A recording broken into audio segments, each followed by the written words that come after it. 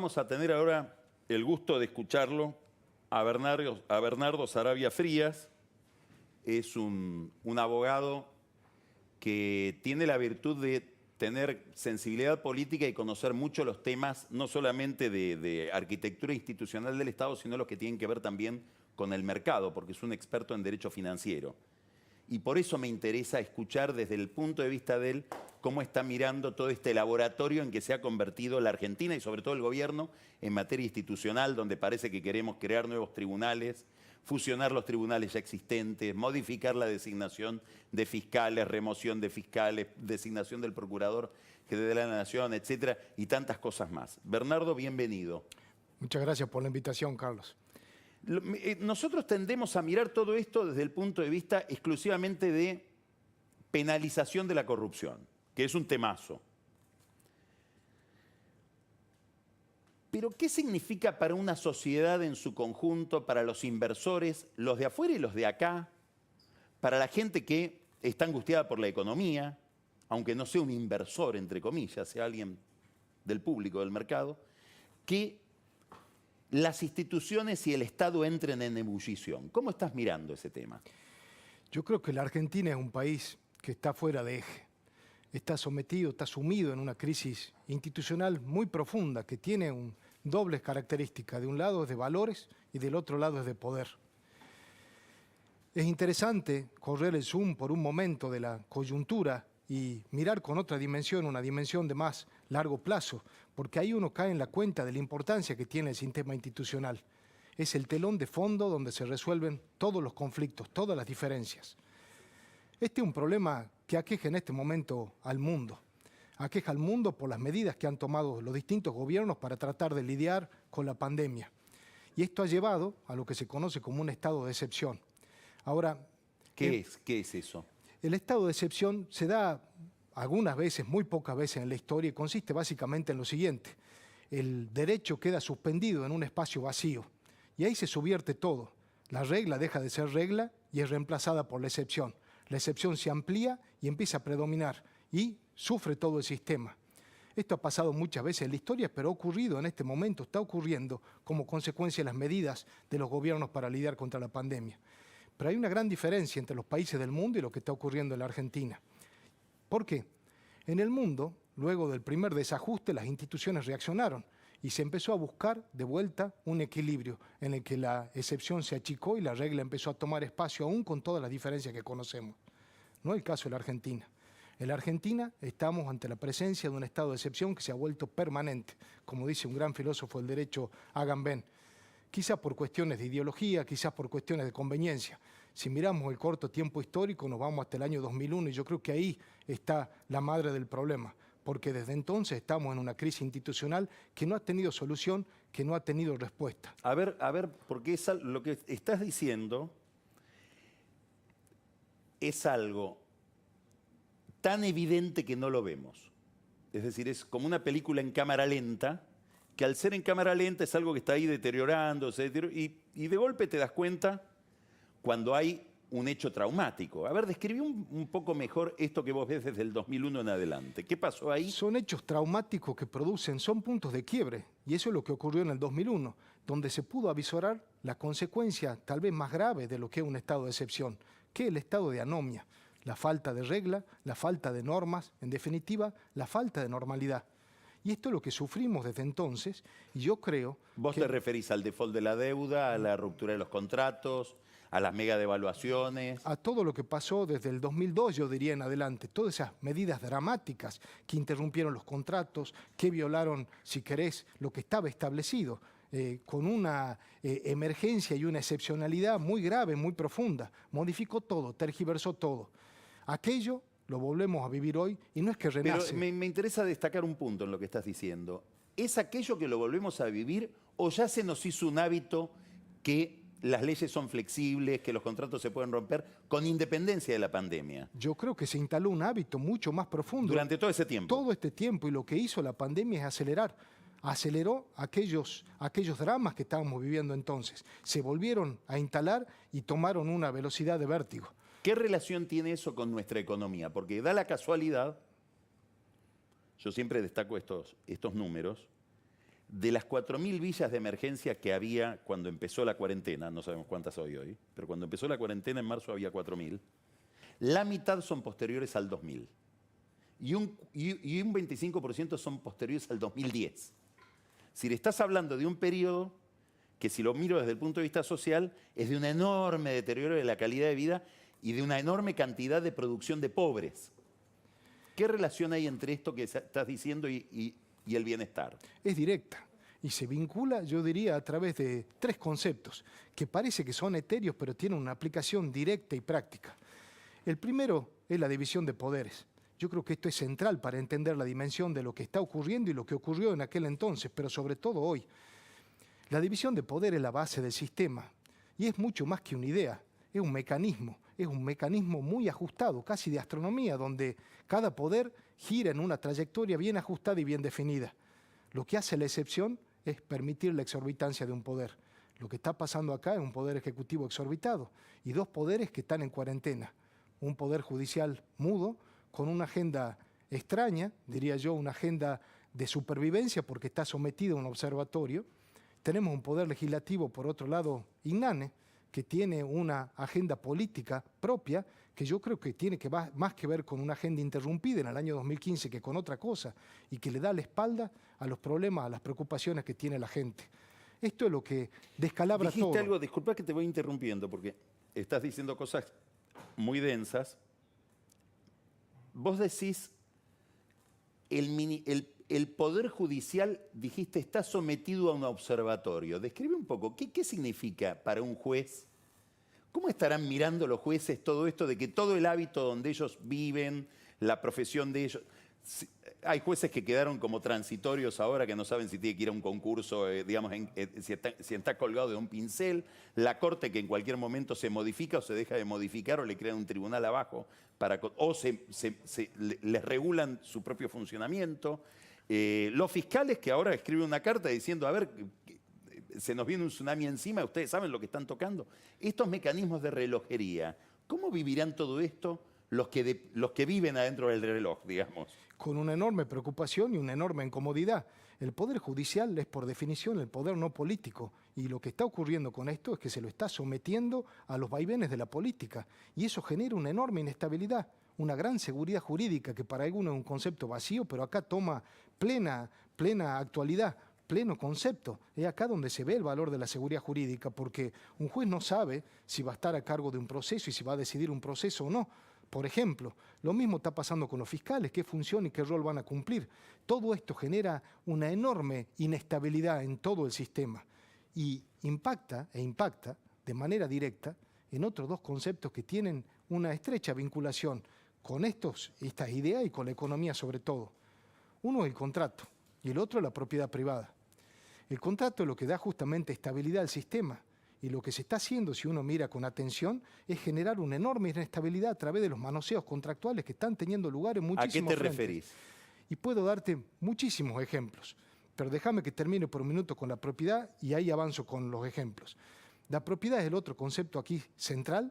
Es central porque tiene que ver con el esfuerzo, tiene que ver con el mérito y es la base también, junto con los contratos, de toda la organización y el funcionamiento del sistema económico. ¿Cómo es lo de propiedad, esfuerzo y mérito? Porque esto viene incluso desde las inmigraciones, que fueron la base de la organización de nuestro país en el siglo XIX. Era la aspiración a ser dueño de algo, tener algo en base al esfuerzo y en base al mérito. Y este concepto tan central, este pilar tan importante, lo que se ha destruido con una serie de medidas a lo largo de este último año, que si uno las mira con atención, están atravesadas por estos tres vectores. Un serio desequilibrio en la división de poderes, un enorme problema que tiene que ver con los contratos y con la propiedad. Te doy un primer ejemplo para ponerlo en términos prácticos. Quizá los contratos más generalizados que hay en nuestra sociedad son los contratos de trabajo y los contratos de alquiler, por muchísimas razones. Estos dos contratos están suspendidos, están sometidos a un estado de excepción desde hace un año y continúan en esta situación, pero con un ajuste aún más grave de lo que ocurrió en otras crisis, como la del 2001, por ejemplo. Mira el caso del contrato de trabajo, por ejemplo. El contrato de trabajo no se podía desvincular a una persona, sino sometiéndosela a un agravamiento patrimonial, es decir, había que pagar una doble o una triple indemnización. Lo que se hizo esta vuelta es mucho más grave. Se cambia la naturaleza del contrato de trabajo. ¿Por qué? Porque ¿Qué directamente quiere decir que se cambia? no se puede despedir a una persona. Esto es lo que se ha dispuesto ahora.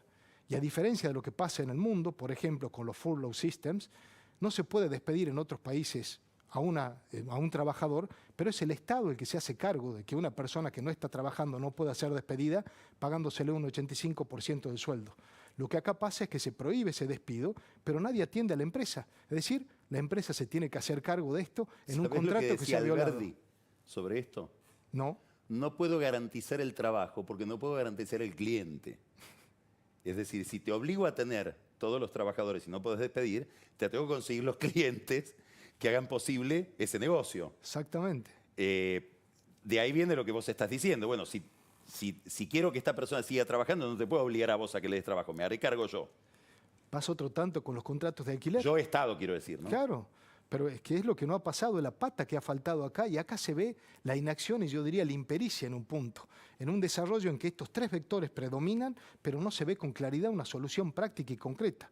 Entonces, el contrato de alquiler se repite, es el mismo esquema, se desvirtúa, se desnaturaliza el contrato, no se puede tocar al inquilino, no se lo puede desalojar, no se puede aumentar el alquiler. Esto que parece algo menor en contratos que parecen de una categoría no tan importante como otros, demuestran en rigor lo que está ocurriendo con todo el sistema contractual. Esto tiene una influencia generalizada, abierta y profunda. Miremos el sistema impositivo, por ejemplo. Vos comentabas en la editorial el impuesto a la riqueza, dejemos los eufemismos, no es un aporte por única vez, esto es un impuesto a la riqueza. Vos sabés que Mercedes Marcó del Pont, la titular de la AFIP, lo llama impuesto a la riqueza. Bueno, hace bien en dejar al eufemismo porque es enfrentar y llamar las cosas por su nombre. Y digo llamar las cosas por su nombre porque, me detengo en esto un minuto, el principio de legalidad que aplica cualquier impuesto exige que haya una causa justa, equitativa, que el impuesto tenga un destino y que el impuesto esté sujeto al control del contribuyente. Nada de eso pasa evidentemente acá y pasa algo aún más grave. El 25% del destino de este impuesto va a ser a la exploración y la explotación de desarrollos gasíferos. Sí. Eso por definición muestra que no es por única vez, ningún desarrollo gasífero es por un año. Y esto además va de la mano... Pero Guzmán dice que renuncia si viene de nuevo. Muy bien, no quiero emitir opinión drástica al respecto, pero parece que se está complicando la cosa si uno presta atención al destino del impuesto. Pero volviendo a lo institucional, lo grave acá tiene que ver con la relación tributaria. La relación tributaria es una relación de derecho, no es una relación de poder. Y lo que este impuesto propone es una relación de poder. ¿Cómo es? Es casi un castigo a un determinado sector de la sociedad, a un castigo por tener dinero afuera, por tener activos afuera, por tener por arriba de un determinado patrimonio. Ese castigo es inaceptable desde muchos principios, sobre todo el principio de igualdad, más allá del principio de legalidad. Por esto es que yo creo, más allá de lo que dicen algunos fallos de la Corte respecto de que hay que demostrar la confiscatoriedad del impuesto en cada caso, de que esto va a ser seriamente cuestionado. Este es el problema que tiene este impuesto, si se lo vincula por lo demás con las moratorias tardías que ha dado este gobierno. Moratorias tardías porque miramos el resto del mundo y las moratorias salieron apenas 15 días de ocurrida la pandemia. Acá se tomaron 6 meses para aprobar esto.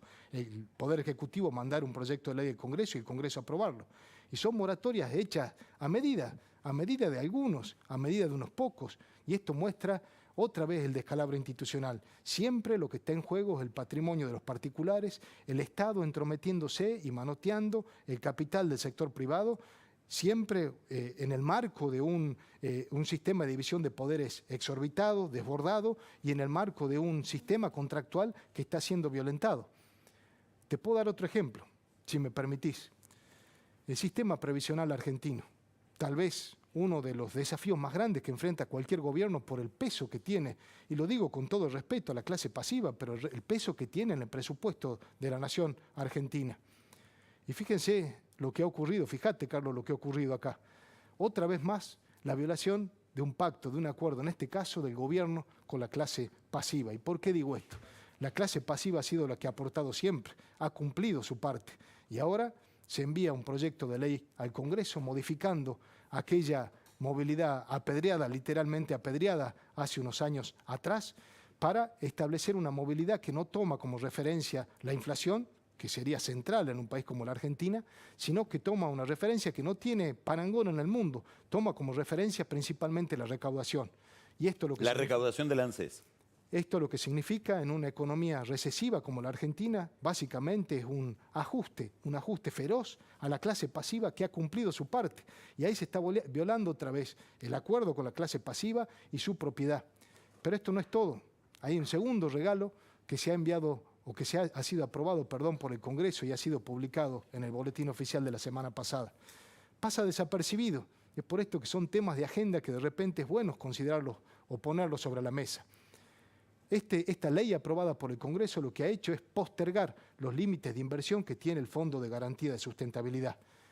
Después de la estatización de las AFJP, el Fondo de Garantía de Sustentabilidad es central, es esencial. Explica bien qué es, porque no todo el mundo sabe qué es ese fondo. Estamos hablando, el ANSES es la caja desde la cual se pagan las jubilaciones.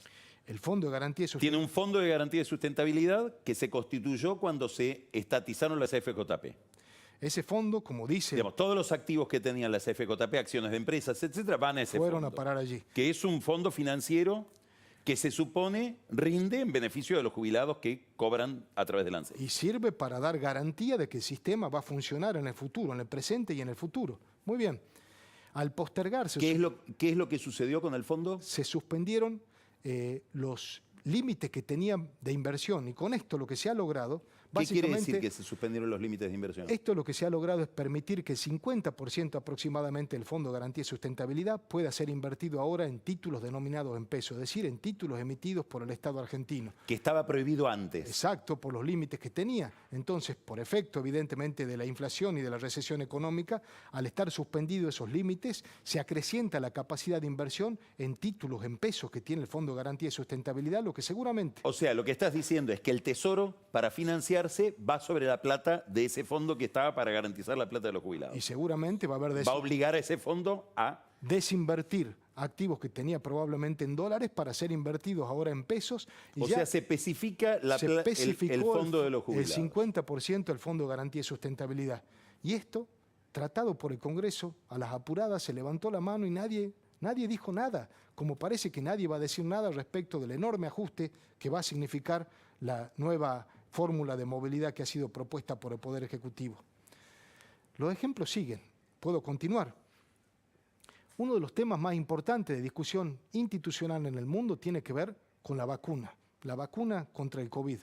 Tiene dos dimensiones que son harto interesantes. De un lado, cómo contrata el Estado con los distintos laboratorios y en qué condiciones. Del otro tiene que ver con los derechos humanos del siglo XXI, de cuarta o quinta generación.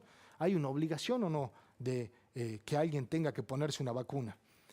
Se aprobó un proyecto de ley enviado por el Ejecutivo en el Congreso de que estos temas directamente ni se consideraron y no se discutieron. Y básicamente esa ley tiene un artículo que voy a usar una palabra un poco fuerte, que es un adefesio. Ese adefesio lo que consagra en esencia es permitir de manera amplia al Poder Ejecutivo darle una indemnidad, no solamente a los laboratorios con los que se contrate la provisión de una vacuna, sino también a quienes suministran o provean. Asumo yo que serán los laboratorios locales los que lo hagan a través de obras sociales locales las que la lleven adelante. Es decir... O sea, si yo me pongo la vacuna X y me pasa algo porque está mal hecha, vamos a decirlo así en términos muy primitivos, no tengo ningún derecho a iniciarle un juicio a ese laboratorio. ¿Y quién me resarce por el daño? Si lo inicio, el Estado argentino, es decir, toda la sociedad argentina paga. Se hace cargo. O sea, el Estado, los contribuyentes se hacen cargo del riesgo que corren los laboratorios al aplicar la vacuna. Vos hablabas en un momento que no sabemos muy bien qué seguridad hay sobre esas vacunas. Porque han tomado una velocidad, obviamente, claro. Las fases han sido llevadas muy rápido. Esto tiene que ver con muchos aspectos, hasta la política. Repetí la idea, a ver. A mí lo que me preocupa de esto es que esto revela el Estado se hace cargo del riesgo de los laboratorios. Con una indemnidad, no solamente al laboratorio que produce la vacuna y la vende, sino a toda la cadena. A toda la cadena hasta el final, hasta el que la provee. Hay muchos estados que salieron a contratar con prontitud.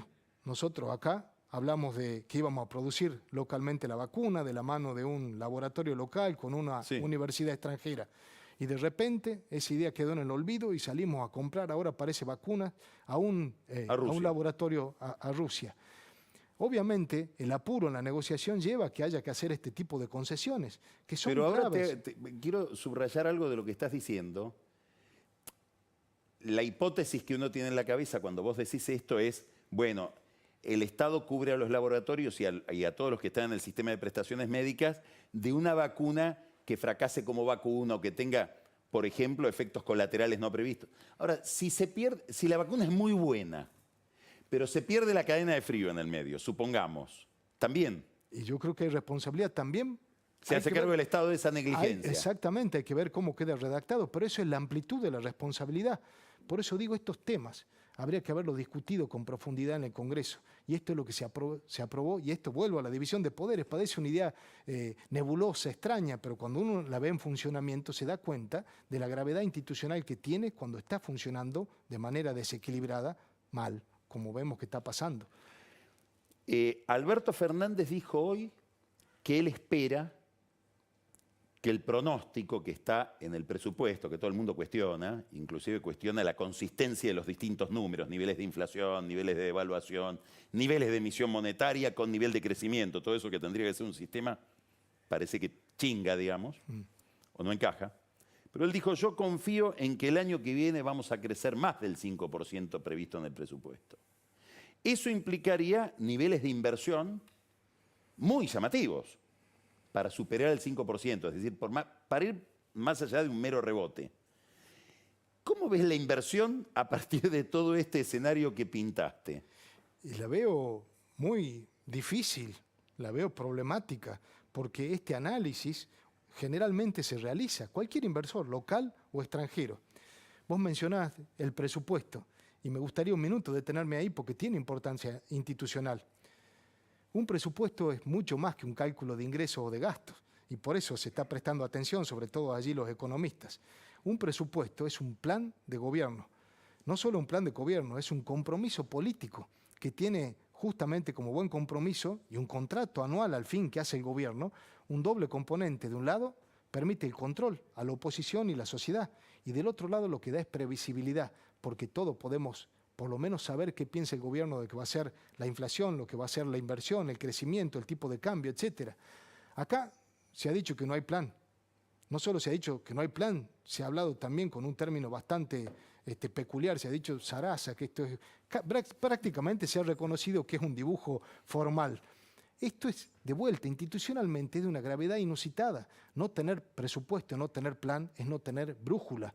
Y una inversión, cualquiera sea, local, extranjera, de cualquier índole, independientemente del origen, mire entre otras cosas el presupuesto, y cuando ve un dibujo formal y ve estos acontecimientos institucionales tan negativos que están ocurriendo, evidentemente se retrae.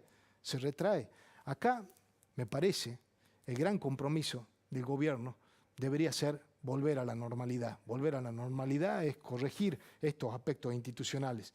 De rato hay que olvidarse de proyectos, de objetivos grandilocuentes. Las cosas son mucho más simples muchas veces, y la simpleza está, y creo yo que debería ser la gran tarea que tiene el gobierno por delante, la de volver a la normalidad institucional, que esto va a generar un equilibrio en la sociedad, tranquilidad, previsibilidad, no solamente para la inversión, para todos los argentinos.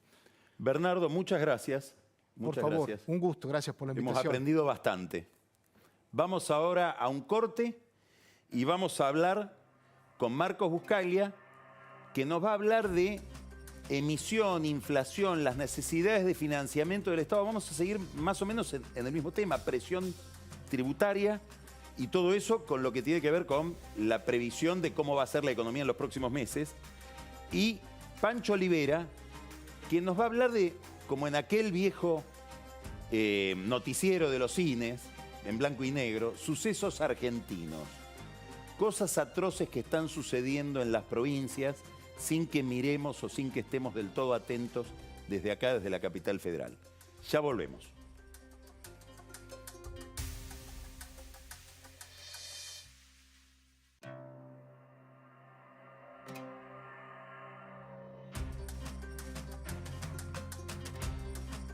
Usted puede discutir con un hombre que esté a su izquierda o a su derecha, va a ser una discusión racional. Lo que es imposible discutir es con un populista, porque le contesta con voluntarismo, con eslogan, con inescrupulosidad, con demagogia,